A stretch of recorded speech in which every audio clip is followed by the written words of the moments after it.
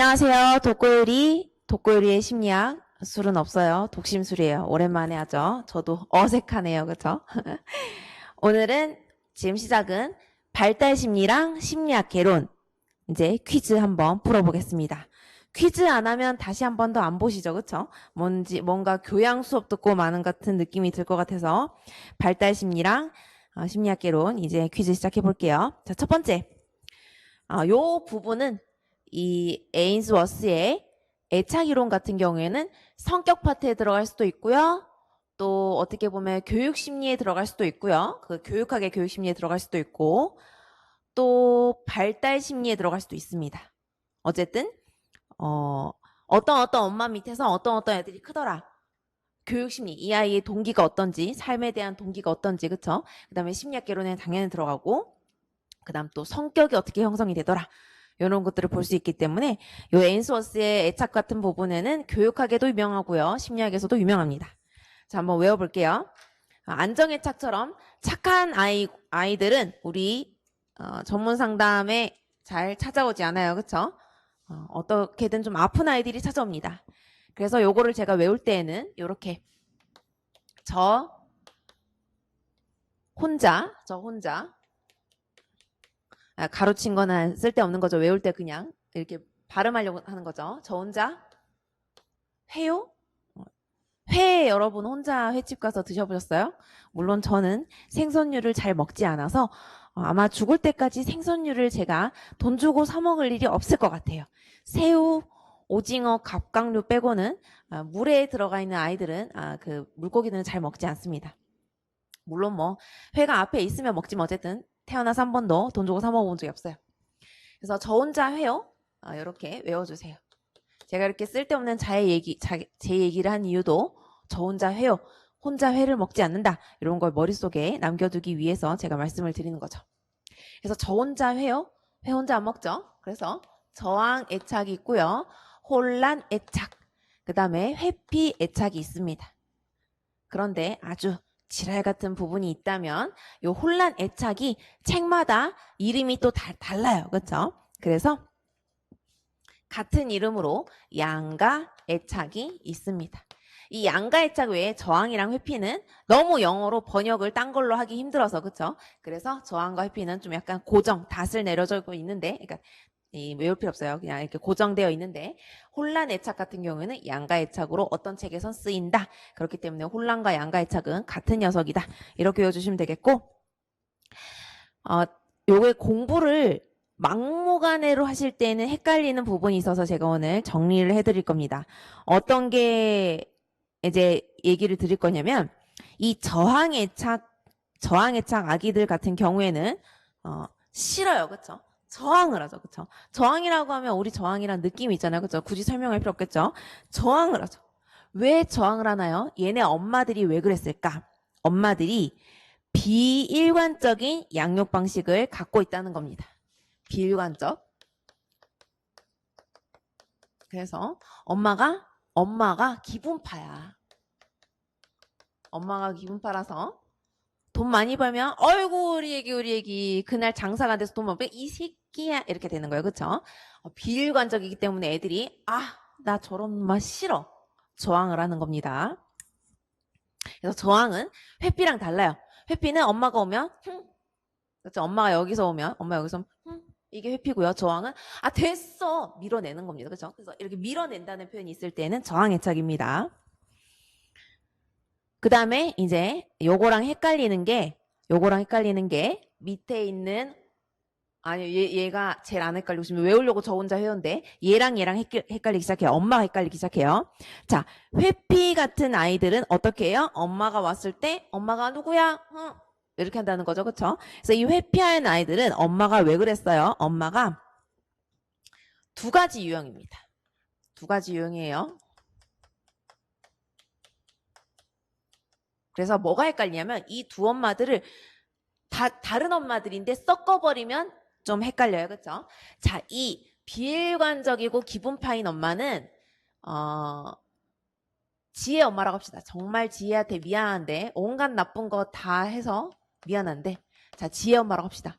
지혜 엄마는 돈 많이 벌면은 어이구 우리 새끼, 돈 적게 벌면 이 새끼야 꺼져 이렇게 된단 말이에요. 그쵸? 자, 그러면 회피의 두 가지 유형은 엄마가 어떠냐면 첫 번째 엄마는 뭐예요? 아이를 거부하고 자기중심적인 엄마예요. 그리고 아이를 거부하고 자기중심적이고 또 그 다음에 어떤 엄마예요? 부정적인 감정을 표현해요. 부정적인 감정을 표현합니다. 자, 이 엄마가 현지 엄마라고 합시다. 현지 엄마.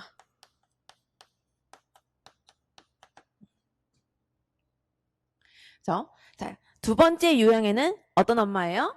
계속 간섭하고, 그쵸? 과도한 자극을 주고 너무 열광적인 태도를 보여요. 그래서 간섭하고, 자, 우리 뭐 느낌상 뭐 잔소리는 없겠지만 간섭에 약간 잔소리 같은 느낌이에요. 그쵸? 간섭하고 과도한 자극을 주고.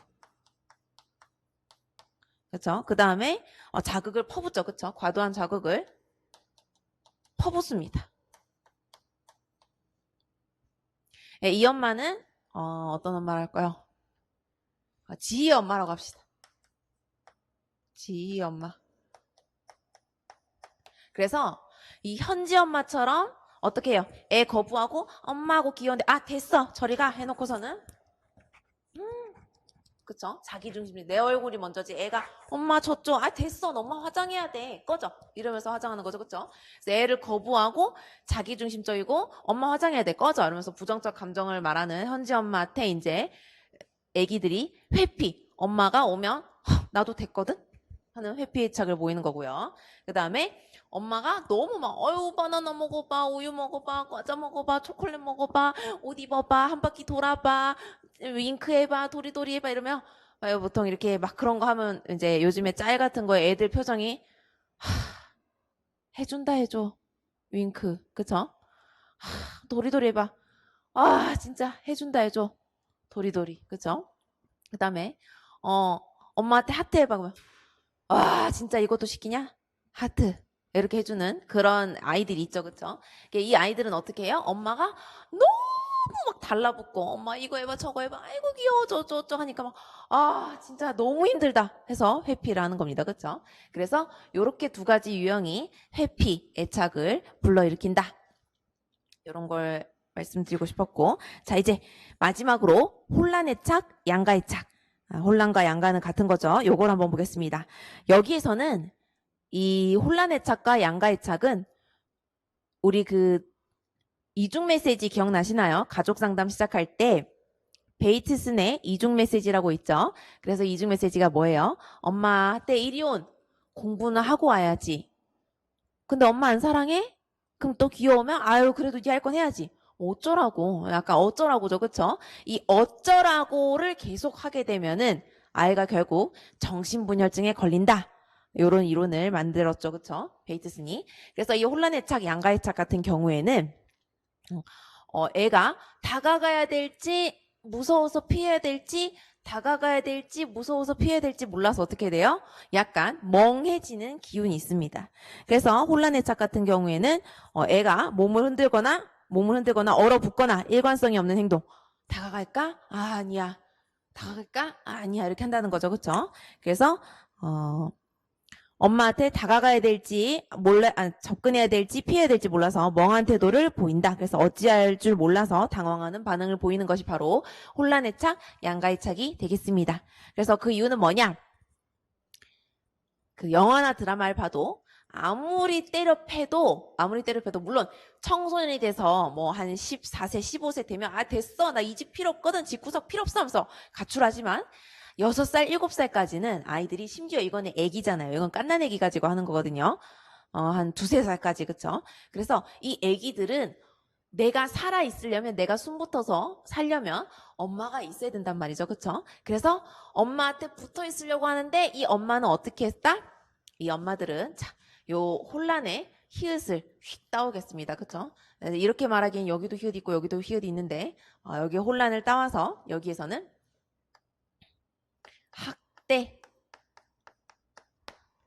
학대를 했거나 또 엄마가 우울증이 심해요. 그쵸? 엄마가 우울증이 심하고, 그 다음에 빈곤, 그 다음에 불행한 결혼. 불행한 결혼이 또 같은 말로 뭐 원치 않는 아이.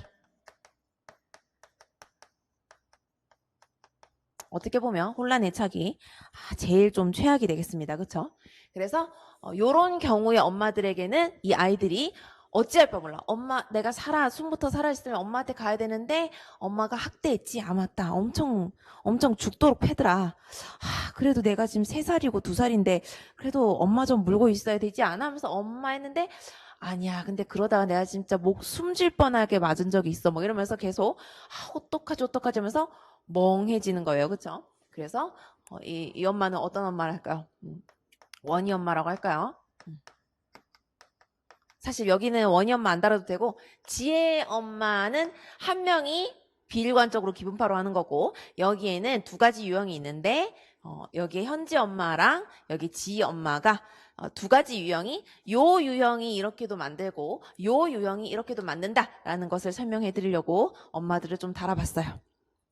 그렇죠? 그러면 어떻게 해요? 저 혼자 회요라는 것을 이제 애착 같은 부분은 요렇게 머릿속에 한 번 더 넣어주시고 뭐 제가 다음번에 모의고사를 만약에 내게 되면은 또 그때 가서 설명해 드리겠죠.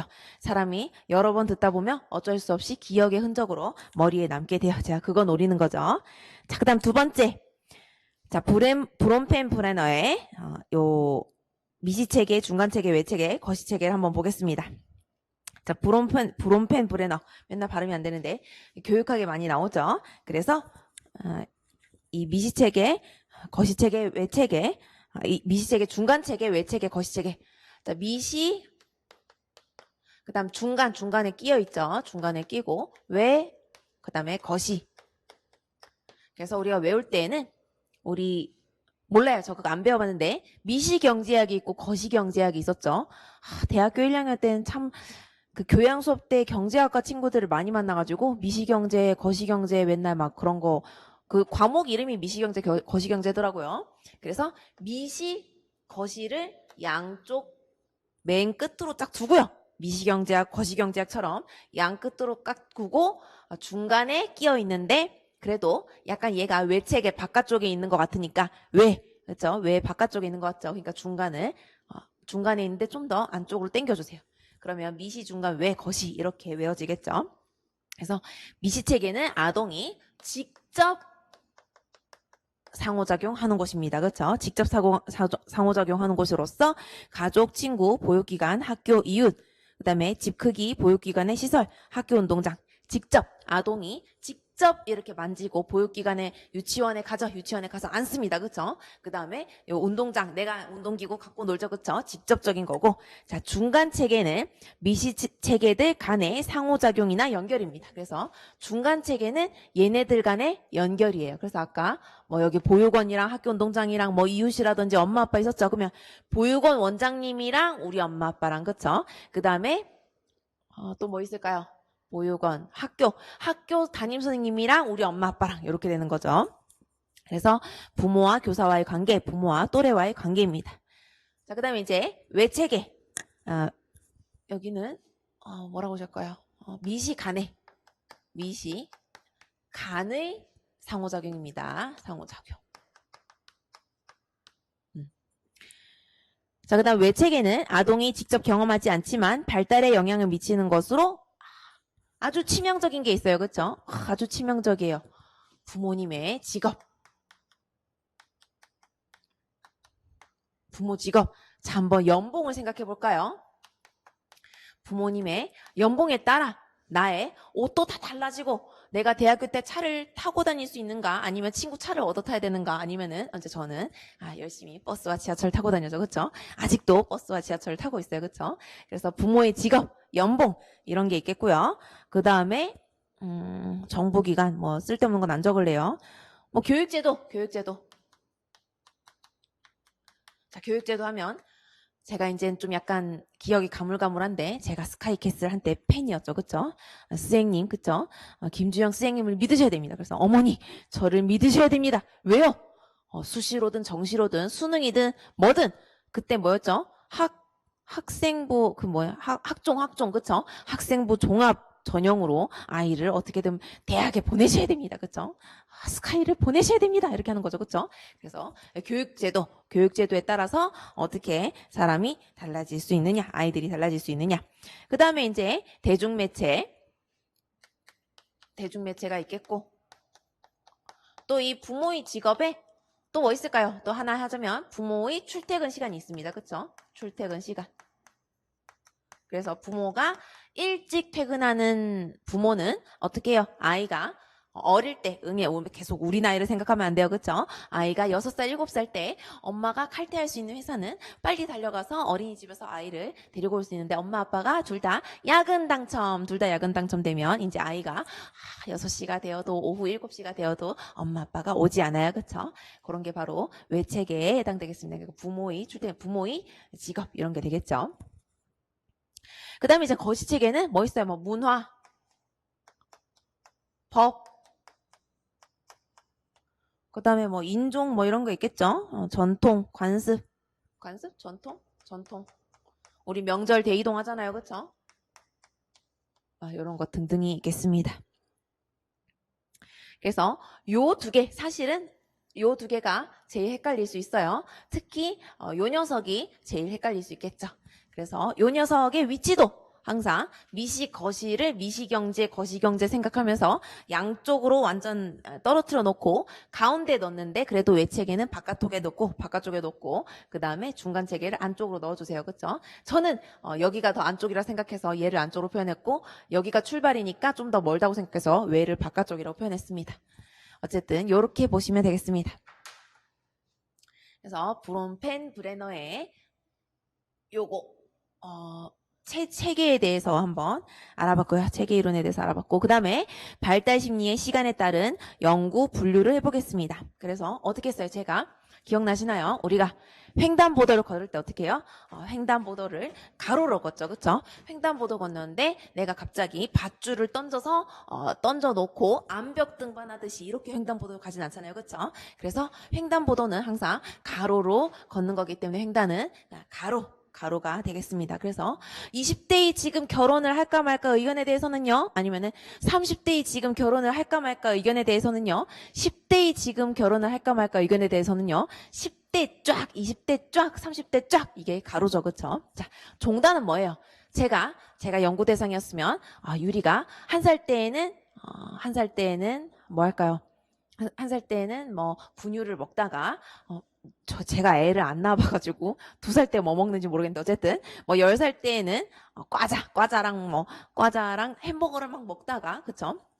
그 다음에 20대 때에는 감자탕을 먹다가 그쵸?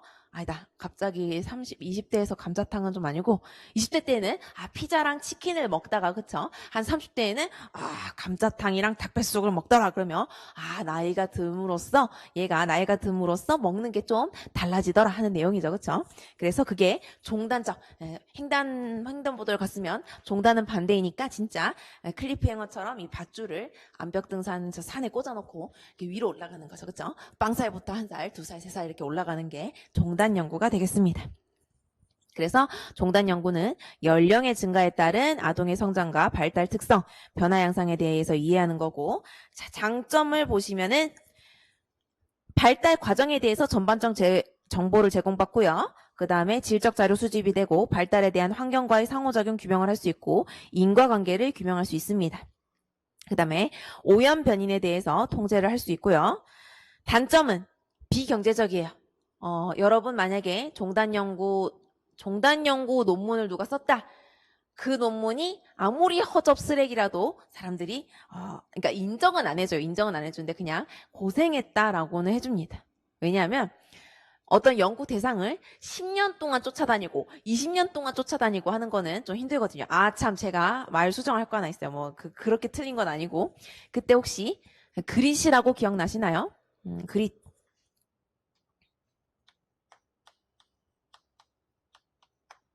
그립 점수라고 얘기했죠. 트레드밀에 막 뛰기 해서 그 신체 측정에서 한계에 다다랐을 때 몇 발자국 더 뛰었던 사람들은 성공을 하고 그 의사가 옆에서 이 사람 신체적 한계가 왔어요 했는데 그만할래 했던 사람들은 성공하지 못하더라.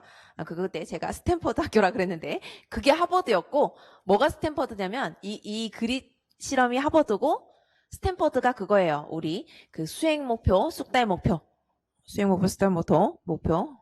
우리 오늘 하겠죠, 성격에. 그쵸? 수행 목표, 숙달 목표. 그게 바로 스탠퍼드에서 캐롤 드웨기 했던 실험이었습니다. 그냥 실험에 학교가 바뀌어가지고 얘기 들었어요. 그래서 그릿이 종단 연구인데요. 뭐였죠? 하버드를 나온 20살 때의 하버드생 100명을, 그러니까 한 200명이었어요.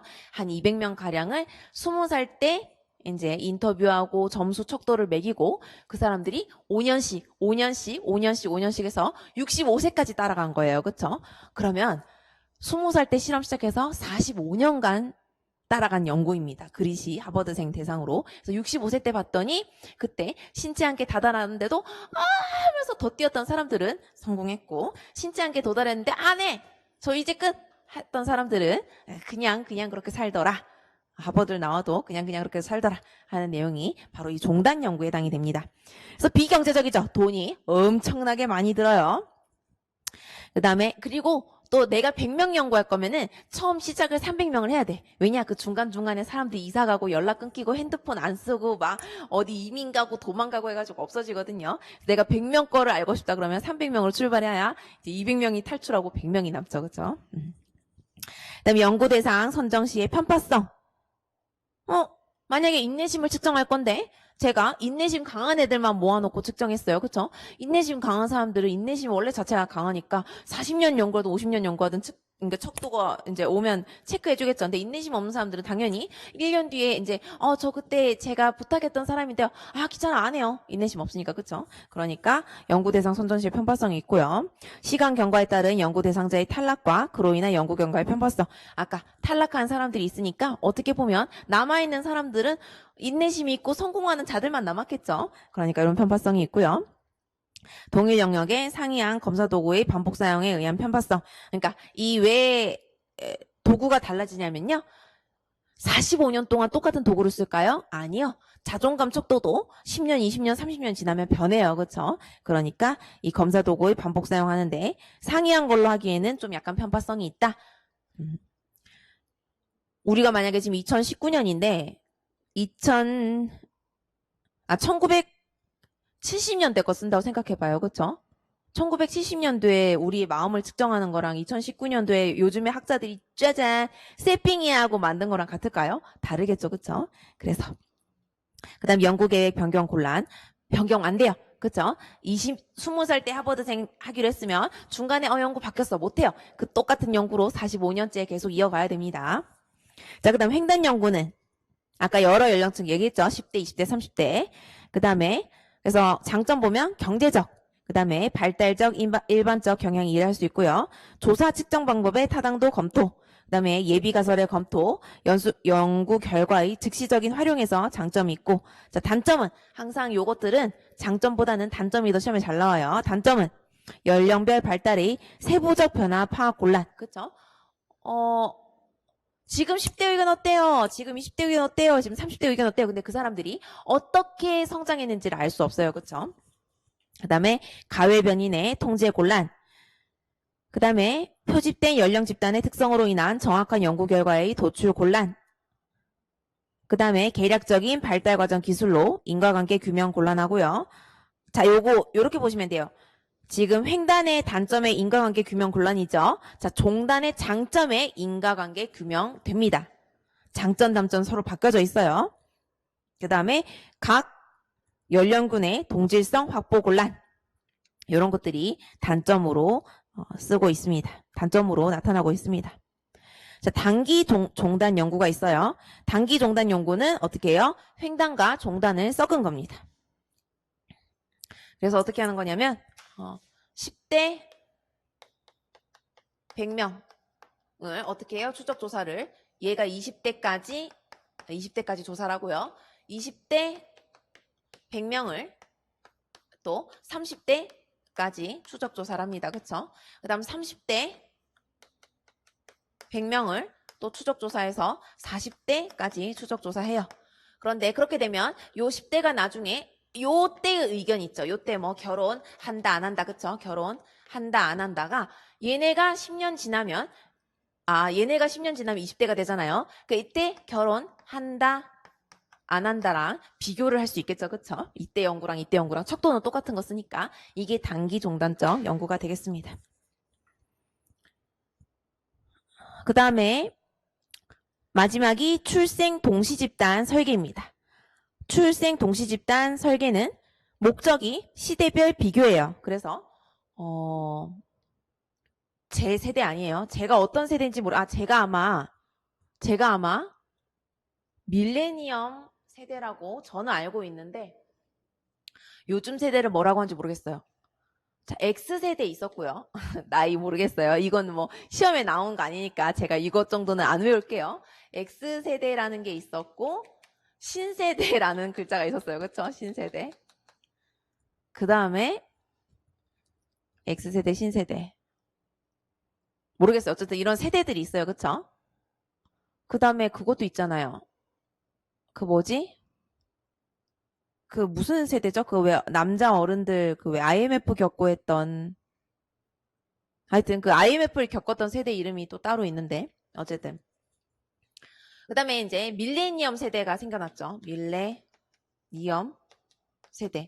제가 알기로 이 밀레니엄 세대가 2000년 그쵸?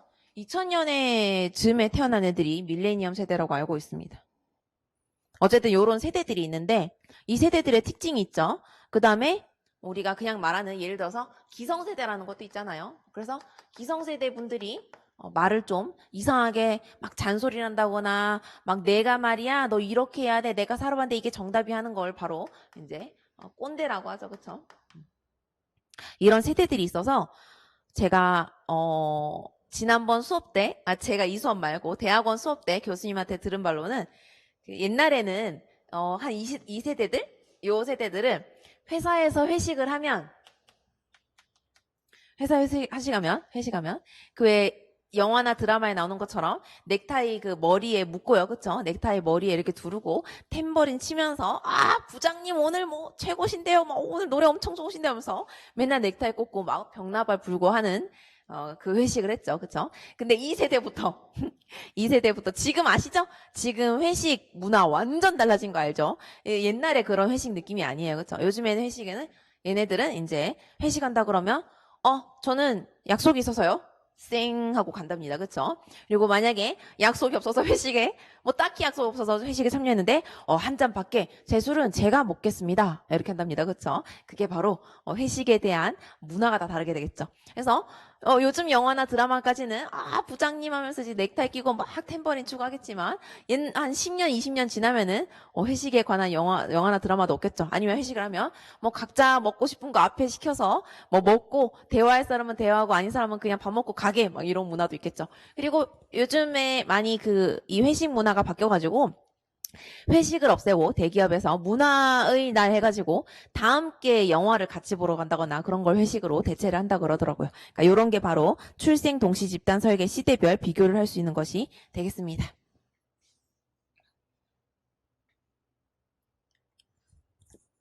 자, 이제 넘어갈게요. 자, 그럼 이제 콜버그가 나타나나요? 네, 콜버그가 나타나네요. 자, 콜버그 여기에 맨 앞칸에는 타율적 도덕성이라고 되어 있는데 여러분 혹시 아시나요? 이거 그 교육학 강사들마다도 이 이름이 도덕적 단계 이름이 다 달라요. 그쵸? 어떤 책을 보느냐에 따라 다르니까 그냥 같은 단계 이름이면 시험에 가서 내용 보고 적었을 때 절대 걱정 안 하셔도 됩니다. 그냥 책마다 이름이 다 달라요. 책마다 이름이 다 다른데 저 같은 경우에는 그 처복이 있는 수차기가 법원에 다니는데 사보를 본다 이렇게 외웠죠. 그쵸? 저 같은 경우에는 그냥 약간 널리 쓰이기는 단계 이름을 들고 왔어요. 근데 뭐 또 새로 나온 U 버전에서 나온 책들은 또 다른 이름을 쓰기도 하는데 어떤 이름을 쓰셔도 무방합니다. 그래서 처복이 있는 수차기가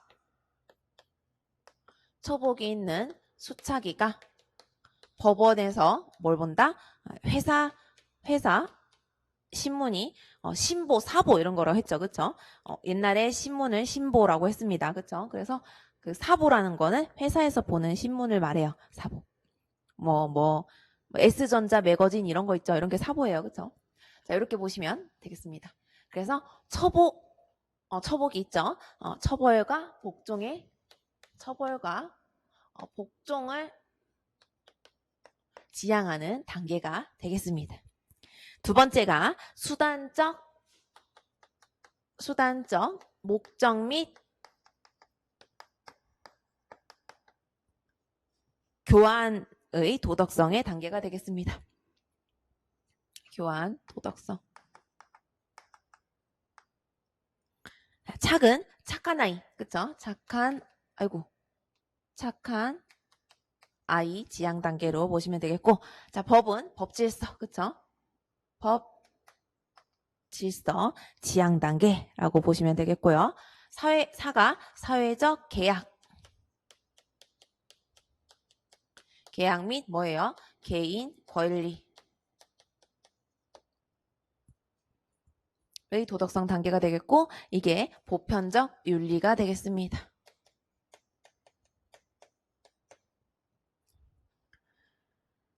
그렇게 해서 요 제목들이랑 내용이랑 또 매치해 보시면 어떤 게 있겠어요?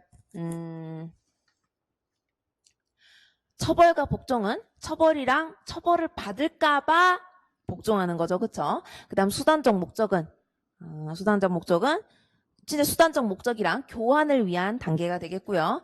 착한 아이 지향 단계. 어쨌든 이렇게 제목으로 안에 내용을 봐주시면 되겠습니다. 그래서 한번 내용 봅시다. 자, 하인츠는 잡혀서 감옥에 갈 것이다. 자, 감옥에 가니까 감옥 가는 게 철컹철컹 하는 게 처벌이 되겠죠. 그러니까 복종을 한단 말입니다. 그쵸? 두 번째, 약사는 경영자니까 돈을 벌어야 된다. 그래서 약사는 약을 안 주는 게 맞다. 왜냐? 수단적 목적. 어떻게 해요? 이 약을 만드는 게 수단적 목적. 내가 살기 위해 돈을 벌기 위해 만든 거다. 근데 돈 안 주고 가져가는 건 안 된다. 이 내용이죠. 그 다음에 3단계에서는 아내가 죽어도 하인츠의 잘못은 아니다. 이기적인 약사가 문제다. 그래서 착한 아이가 되면은 야, 돈 없어도 죽어가는데 약 줘야지. 왜냐? 난 착한 아이니까. 이렇게 되는 거죠. 그 다음에 법과 질서의 도덕성에서는 훔친다는 것은 어떠한 경우라도 나쁘다. 왜냐? 헌법에 절도죄가 있으니까요. 그쵸? 그 다음에 5단계에서는 훔친다고 비난할 것은 없으나 아무리 극한 상황이어도 자기 마음대로 해서는 안 된다. 그래서 약간 사회적 계약, 다른 사람에게 피해를 주지 않으면서 살아야 된다는 게 바로 사회적 계약이 되겠죠. 자, 그 다음에 6단계에서는 보편적 윤리의 도덕성, 자기 안에뿐 아니라 다른 사람의 고통, 생명, 존엄성을 생각해서 행동을 결정해야 된다. 라는 것이 보편적 윤리의 도덕성이 되겠습니다. 그 다음에 셀만의 조망 수용 능력. 요것도 미정반 상사를 외우든 자정반 상사를 외우든 하기로 했습니다. 그쵸?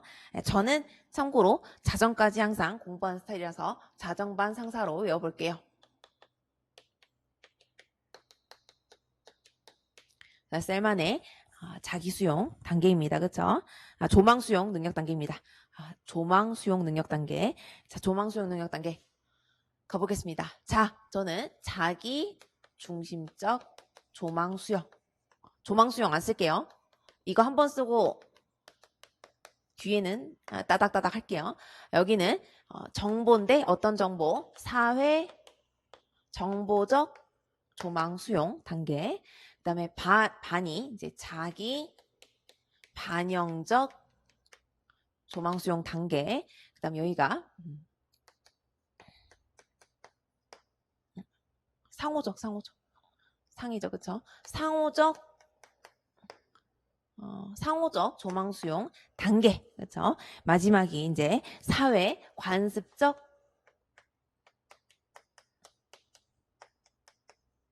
조망 수용 단계가 되겠습니다.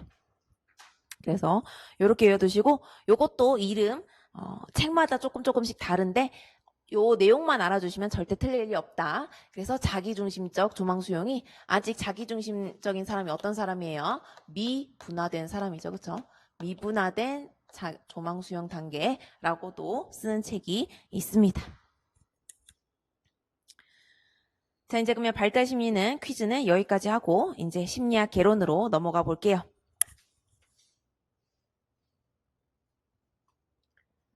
그림을 또 그리자면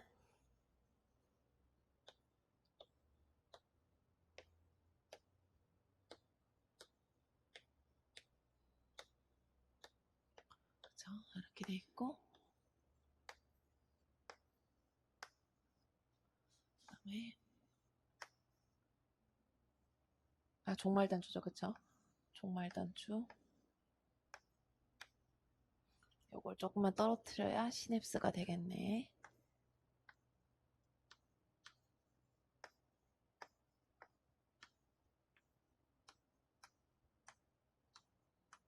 자, 볼게요. 세포체. 여기는 세포체인데 제가 처음 수업 시작할 때 이거 안 적었죠? 그렇게 중요하지 않아요. 그쵸? 세포체는 그렇게 중요하지 않습니다. 너무 중요한 애들이 많기 때문에 세포체는 사실 시험에 나오기 힘들 거예요. 그쵸? 세포체가 있고. 자, 받을 수. 그쵸? 우와, 보자. 분모기 갖고 올 걸. 이렇게 귀잘 잡았어. 하고 푸 하고 뭐예요? 종말단추에서 앞에 종말단추에서 앞에 또 어떤 녀석이 있겠지. 종말단추들이 있겠지. 왜? 그죠? 푸 하고 줍니다. 푸 하면 어떻게 해요? 받을 수 수상돌기가 우와 하고 수상돌기가 우와 다 받아야지 하면서 받습니다. 그렇죠? 그래서 어떻게 해요? 요 끝에 있는 녀석들 끝에 푸 하는 애들이 종말단추가 되겠죠. 그 다음 여기는 받는 애들이 와 받을 수. 그쵸? 그래서 수상돌기가 되겠습니다. 그래서 요 받는 애들이 수상돌기. 여기에 푸 하고 던지는 활동이 시냅스. 그래서 자, 그 다음에 제가 말했던 게 소세지를 어떻게 핫도그가 빵이 소세지를 감추고 있어요. 그쵸? 빵이 또 그려볼까? 소세지.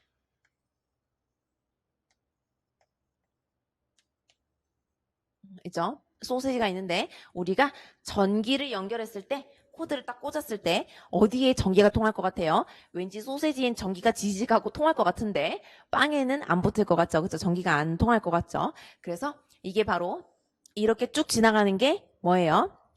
쭉 지나가는 게 축색. 그쵸? 축색. 요 쭉 지나가는 녀석이 축색이고 요 밀가루 덩어리. 그쵸? 이 핫도그를 감싸고 있는 친구들이 수초가 되겠습니다. 그럼 이 첫 번째 그림을 다 됐죠? 자, 두 번째 그림. 시냅스에서 푸 합니다. 그쵸? 푸 하는데 이 푸하는 애들 얘네들이 뭐다? 신경 전달 물질. 그죠? 푸 하는 애들이 신경 전달 물질이죠. 그래서 이 활동을 뭐다? 이 활동을 시냅스라 한다. 그 다음 그림에서는 제가 이렇게 그리기로 했죠. 그죠? 이렇게 그리기로 했는데 어떻게 해요? 감은 과일의 일종이다. 그래서 감분극, 과분극 이렇게 외우기로 했습니다. 사실 이 분극이 마이너스라서 마이너스가 줄어드는 게 가감할 때 더해지는 거죠. 그쵸? 플러스가 더해지니까 마이너스가 줄어드는 거잖아요. 수입이 있어야 나의 빚이 줄어드니까. 그쵸? 그래서 감해진다라고 해서 감분극이고 그 다음에 이 분극이 마이너스인데 더 과해진다 해서 마이너스로 다시 떨어지는 거죠. 그래서 이 떨어지는 활동이 과분극인데 시험 칠 때 이해하면 머리 아프고 헷갈리니까 그냥 감은 과일이다 이렇게 외워주시면 되겠습니다. 그 다음 이제 도약전도의 장점을 보시면 도약전도 뭐예요? 제가 갑자기 그 옥동자 분께서 하시는 띵띵띠리디리 띵띵띠리디리 띵띵띵 하는 그 게임 있죠. 그쵸? 뭐 저는 게임 안 해봐서 몰라요. 그쵸? 어쨌든 그 옛날에 슈퍼마리오라는 게임이 있었는데 어떻게 해요? 그 게임 캐릭터가 삐용 삐용 삐용 삐용 이렇게 뛰어다니죠. 그쵸? 삐용삐용 떨어다니죠. 그쵸? 그래서 이렇게 삐용 삐용 삐용 하면서 여기 요 위를 퐁퐁퐁퐁 뛰어다니는 겁니다. 그쵸? 삐용삐용 삐용삐용 하면서 다니는 겁니다. 그래서 이렇게 삐용삐용 삐용삐용 하게 되면 이게 도약전도인데 뭐가 좋다? 첫 번째, 활동 전이에 발생 횟수를 줄일 수 있다. 왜냐? 삐용삐용삐용삐용삐용삐용삐용삐용삐용삐용삐용 한 것보다는 훨씬 3번 만에 가니까 어떻게 해요? 발생 횟수를 줄일 수 있고요. 그 다음에 두 번째, 전기 저항이 작아지죠. 뿅뿅 하니까 에너지를 좀 덜 쓰잖아요. 그쵸? 그 다음에 그러니까 에너지를 덜 쓰니까 효율성은 올라가죠. 에너지 효율성은 올라갑니다. 그 다음에 활동 전이의 전기 속도가 매우 빠르게 되는 거죠. 얘가 지지하고 돌아올 동안 얘는 삐용삐용삐용 해서 먼저 도착해서 너 언제 와? 이러고 있는 겁니다. 그쵸? 훨씬 빠르다는 거. 이렇게 4가지 꼭 도약전도의 장점 4가지 꼭 봐주셔야 되겠고요. 그 다음에 이제 교감신경, 부교감신경 가겠습니다. 그래서 교감신경, 부교감신경을 보시면 뭐예요? 자, 교감신경은 우리 어떻게 외우기로 했어? 이거 했죠? 우리가 상담교사가 됐는데 교감선생님이 호출을 했어요. 헉! 뭐지? 내가 뭘 잘못했지? 왜지? 설마 교감선생님이 상 주려고 날 부른 건 아니잖아요. 그쵸? 뭔가 호출했어요. 선생님 빨리 오세요. 그러면 뭐지? 뭘 잘못했지? 자, 그럼 어떻게 돼요? 자, 일단 혈압이 심장 박동이 두두두 어떻게 뭐가 터진 것이 막 심장 박동입니다. 그쵸? 그 다음에 혈압이 상승합니다. 왜냐? 신장한테서 pom프질을 막 하면 나의 혈관은 이만한데 막 피가 팍팍 오니까 어떻게 해요? 이 혈관 압력이 으악 피를 버텨낼 수 없어. 이렇게 압력이 올라가죠. 그쵸? 그 다음에 동공과 방광은 같이 확장되는데 우리 이렇게 외우기로 했습니다. 자, 무서운 거 귀신 봤을 때 으악 하면서 뭐 그런 적은 없지만 보통 엄청 극도의 공포 상황에서는 오줌을 싸잖아요. 그쵸? 그 오줌을 싼다는 게 그 괄약근이 풀어진 거예요. 그쵸? 그러니까 확장이 됐죠. 방광이 확장되고 그 동시에 동공도 같이 확장된다고 생각하시면 되겠습니다. 우리가 보통 무서운 거 봤다 그러면 눈알이 작아지는 걸 영화를 보긴 하는데 여기 방광이랑 동공은 같이 확장되는 걸로 외워주시면 되겠고 그 다음에 교장선생님이 부르면 침 분비가 입이 싹 말라요. 입이 말라서 그래서 우리가 되게 영화나 드라마 보면 막 초조하고 나면 어떻게 해요? 막 생수를 막 마시죠. 잠시만 물 좀 마시고 하면서 마시죠. 그쵸? 그러니까 입이 마르고요. 그 다음에 소화가는 당연히 억제가 되죠. 그쵸? 우리가 소화가 잘 되는 건 느긋하고 할 때 아이고 좋다 이럴 때 소화가 되지 너무 사람이 긴장하면 소화가 안 됩니다. 그래서 저는 참고로 석사 때 살이 빠져서 정말 행복했는데 그때 제 인생의 석사가 너무너무 힘들었기 때문에 교수님이 너무 좋으신 분인데 그냥 공부가 아주 힘들었어요. 그렇죠? 그래서 제가 그때 예뻤어요. 예뻤나? 어쨌든 살이 빠졌어요. 왜냐하면 이 매일매일 긴장 속에 살아야 되니까 밥을 안 먹었거든요. 밥을 안 먹고 입맛도 없어요. 너무 힘들어서 입맛 없어요. 아무것도 먹고 싶은 게 없어요. 그리고 밥을 안 먹었던 이유는 입맛이 없어서 안 먹은 게 아닙니다. 이때 너무 긴장하니까 소화관이 억제가 돼서 만약에 한 끼를 먹잖아요. 소화가 안 돼요. 그래서 그때 입맛도 없으니까 그냥 초콜릿으로 생명 연장의 꿈이라고 해야 되나요? 정말 초콜릿으로 생명 연장만 해가지고 그때 몸무게 살 빠지고 좋았는데 지금 살만한가 봐요. 그때보다 한 4kg, 3kg 더 찐 것 같아요. 그죠? 그때 난 힘들어요. 살이 빠지는데 지금 제가 편한가 봐요. 자, 그 다음에 편도체 해마가 어디에 있어요? 변연계에 있죠. 편도체 해마가 변연계에 있는데 변연계가 무슨 전기 기계도 아니고 어디 있냐? 자, 변연계가 한 이쯤 있습니다. 그쵸? 이쯤 변연계가 있어요. 그쵸? 여기가 변연계가 있는 위치입니다. 자, 변연계라는 데에는 약간 시스템 본부 같은 곳이고 이 본부에는 본부는 외울 필요 없어요. 제 그냥 표현이에요. 그쵸? 이 변연계 본부에는 두 팀 부서가 있습니다. 어떤 팀 부서가 있냐? 편도체 부서가 있고요. 저는 외울 때 그냥 이렇게 상상의 나래를 펼쳐서 회사 간부급 이름 막 붙여서 놀거든요. 그쵸? 그래서 편도체 팀이 있고 그 다음에 해마 팀이 있습니다. 그죠? 그래서 이 편도체 팀에서는 어떤 거를 담당하냐면 공격과 공포 반응. 그래서 공포 반응이 정서죠. 그쵸? 요걸 담당하고요. 해마팀에서는 학습과 기억을 담당하고 있습니다. 그래서 이걸 여러분에게 외우게 하려고 제가 생각했던 게 이렇게 합시다. 기억해 어때요? 기억해. 기억해 마. 부산 사람인데 마 이제 야구 경기장 갔더니 야 마가 약간 서울식으로 하면 임마 이런 거예요, 그렇죠? 임마를 이임을 어디 보냈는지 마밖에 없더라고요, 그렇죠? 그래서 기억해 마 이렇게 해서 해마에서는 기억한다. 자, 기억한다는 건 뭐의 제일 근본 바탕이 되죠? 기억이 베이직이 잘 되어 있으면 학습이 잘 됩니다.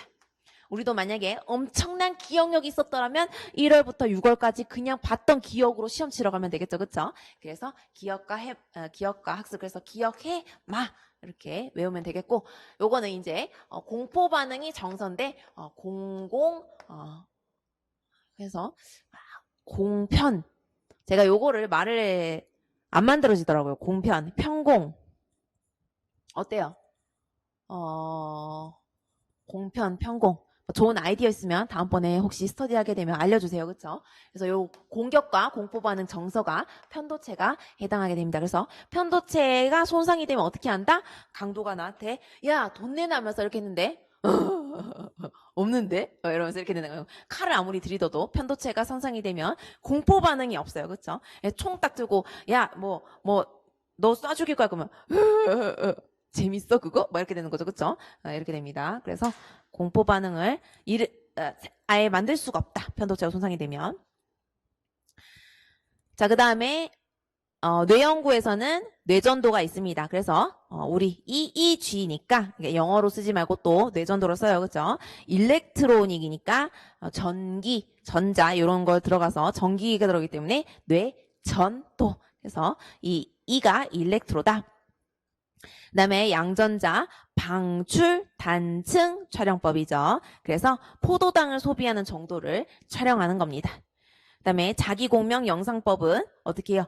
자기가 이제 이 자기가 아니죠, 그렇죠? 자기장 하는 자기장이죠, 그렇죠? 자기장이라서 어떻게 해요? MRI 제가 또 그때 그림 그렸는데, 근데 이제 사람이 누워서 팔 이렇게 있고, 그쵸? 윙 하면서 이제 여기 들어가는 거죠, 그쵸? 이게 뭐예요? 웅 하면서 그 자기장이 생기는 거잖아요, 그쵸? 그래서 이 자기장, MRI가 되겠고, 자기장이고, fMRI는 혈류가 돌아다닌 것을 보면서 이 F가 펑션이죠, 펑션. 그래서 뭐죠? 사람이 미쳐가지고 제 기능을 못하면 뭘 펑션이라고 한단 말입니다. 그렇죠? 뭘 펑션이 M이 이제 망치는 뭘 펑션이니까 펑션은 제 기능을 하는 사람입니다. 네, 알겠습니다. 일하려면 일하고 그렇죠? 공부하겠습니다. 공부하고 그렇죠? 그래서 펑션 MRI라고 해서 fMRI라고 해서 요건 뭐예요? 산소를 보유한 혈류가 증가하는 것을 관찰하는 것이 fMRI가 되겠습니다.